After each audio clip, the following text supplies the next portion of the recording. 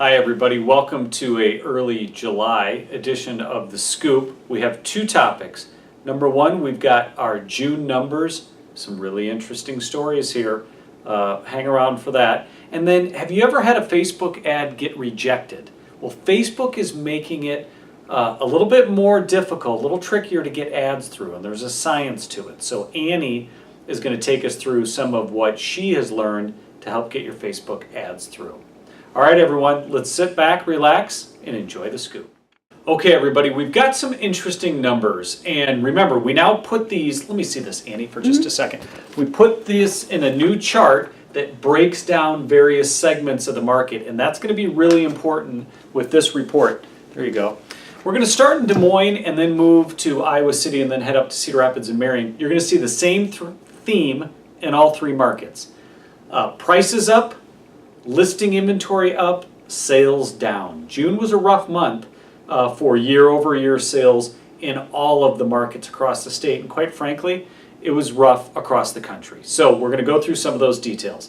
All right, so starting in Des Moines, average price of a sold home was $224,000. That was up just a little bit from June of last year. If you look, when you download the flyers, and you look at the segment differences between new construction and resale, you're going to see some real big deltas between that.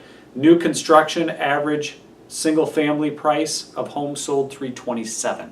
Okay, active listings, we actually got up over 3,500, haven't been there in a while, which is up 6.5% from May to June. And then for solds, these are actual sales, we're down 15.6%. This is looking at June of 18 versus June of 17. And as you might guess, the vast majority of those 1,500 sales were below $250,000. In fact, about 1,000 of those were below $250,000. So that translates to months of inventory. Under $250,000, only 1.3 month of inventory. Between $250,000 and $400,000, almost 4 months of inventory. And guess what? Above $400,000, we're pushing 7 months of inventory. All right, let's head over to Iowa City. We're going to actually, can you flip that? There you go. Okay, Iowa City, thank you. 265,000. I believe that is the all-time highest I've seen in my time in any of the three markets for average price of homes sold. That's up in a whopping 11.8%. A lot of new construction was probably in that number. 350,000 for the average single-family new home sold in Iowa City last month. Active listings is up to almost 1,400 with 7% growth. And then number of closed sales was down 23% this June versus last June. So again, you're seeing a very similar trend. Months of inventory under 250 is 2.3. Between 250 and 4 is actually very quick too, 2.6. And then above 400,000 in Iowa City, 4.4 months of inventory. So it's actually still moving fairly quickly, just those year-over-year sales numbers were down. Heading up to Cedar Rapids and Marion, you're going to see average sales price at $212,000. That's up 5%. I'll just highlight, because I did on the others, single family, new construction home sold, average price $320,000. Okay, active listings, 1,311, so that's up 6%. And then number of sales at 639 was down about 9%. Really interesting. Of those 639 homes sold, 450 of them were under 250,000. So 1.6 months of inventory for under 250, 2.5 months of inventory for 250 to 4. So pretty quick. And then a big jump to the over 400 at 6.9 months of inventory.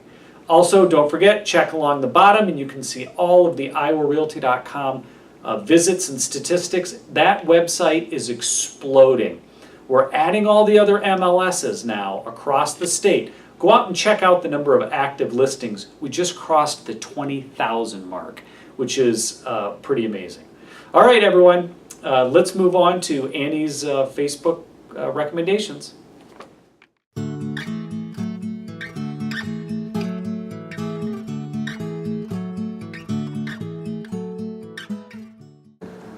Every time you boost a post on Facebook, Facebook reviews it to see if it meets their policies.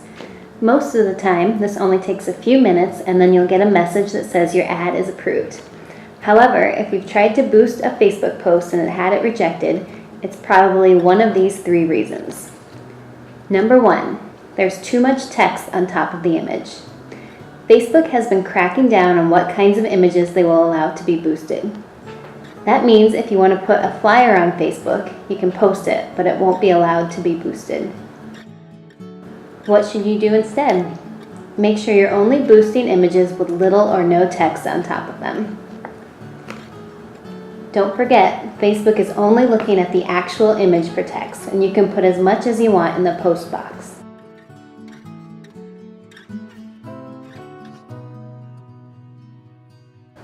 The second reason your Facebook boost might be rejected is if you haven't checked Certified Compliance next to the message that comes up about equal housing. This message pops up the first time you try to boost a post. If you ignore it, your boost will be rejected. The easiest thing to do is try to boost another post, and this time make sure you look for that message and click Certified Compliance. After you do this once, you won't have that issue again. The third reason your Facebook boost might be rejected is you've used all caps in your text copy. You might think that using all caps makes your text stand out, but it actually makes it harder to read and looks worse to the user. Facebook knows this and will reject your boost if you do this. There are other reasons why Facebook might reject your ad, but these are the 3 main ones that affect realtors. If you think your ad was rejected incorrectly, you can always appeal it and ask Facebook to look at it again. If you want to learn more, you can read Facebook's entire ad policy at facebook.com/policies/ads.